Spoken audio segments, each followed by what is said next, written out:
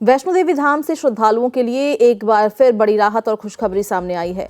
लंबे इंतजार के बाद पवित्र और प्राचीन गुफा के दर्शन का सौभाग्य भक्तों को दोबारा मिल रहा है। गुफा में प्रवेश करते ही मां वैष्णो देवी के दिव्य स्वरूप के दर्शन कर श्रद्धालुओं के चेहरे पर आस्था, संतोष और भावुकता साफ झलक रही है।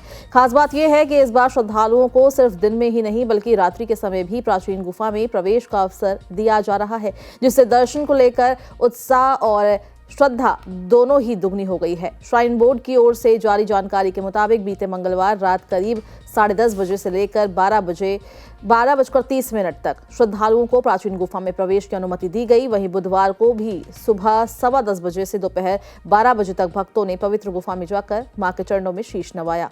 इस दौरान सैकड़ों श्रद्धालुओं ने माता के दर्शन कर अपने परिवार की सुख समृद्धि, शांति की और स्वास्थ्य की कामना की। गुफा के भीतर मौजूद आध्यात्मिक वातावरण ने श्रद्धालुओं को गहरे भावनात्मक अनुभव से भर दिया।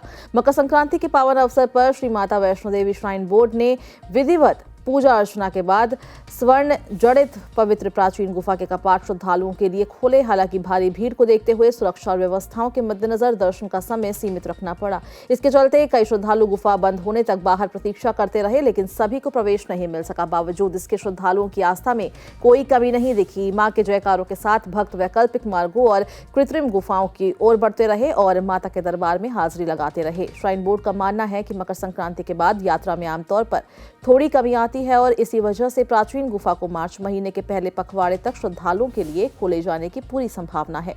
बोर्ड की कोशिश है कि ज्यादा से ज्यादा श्रद्धालु पवित्र गुफा के दर्शन कर सके। इसी उद्देश्य के तहत दिन के साथ साथ रात्रि में भी सीमित समय के लिए दर्शन की व्यवस्था की जा रही है, ताकि भीड़ का दबाव नियंत्रित रहे और सभी को सुरक्षित दर्शन का अवसर मिल सके। 20 जनवरी को करीब 18,200 श्रद्धालुओं ने मां वैष्णो देवी के चरणों में हाजिरी लगाई थी। वहीं 21 जनवरी को दोपहर 3 बजे तक लगभग 13,500 श्रद्धालु पंजीकरण करवाकर भवन की ओर रवाना हो चुके थे। कड़ाके की ठंड के बावजूद श्रद्धालुओं की आस्था में कोई कमी नजर नहीं आ रही है। मौसम साफ रहने से यात्रा सुचारू रूप से जारी है और भक्तों को किसी बड़ी परेशानी का सामना नहीं करना पड़ रहा। यात्रा मार्ग पर श्रद्धालुओं की सुविधा के लिए सभी आवश्यक व्यवस्थाएं सक्रिय रखी गई है। हेलीकॉप्टर सेवा, बैटरी कार सेवा और रोपवे, केवल कार सेवा लगातार संचालित हो रही है। इसके अलावा घोड़ा, पिट्ठू और पालकी जैसी पारंपरिक सुविधाओं का भी श्रद्धालु भरपूर लाभ उठा रहे हैं। सुरक्षा बलों की तैनाती बढ़ा दी गई है। मेडिकल सहायता भी हर पड़ाव पर उपलब्ध कराई गई है, ताकि यात्रा पूरी तरह से सुरक्षित रहे और व्यवस्थित बनी रहे।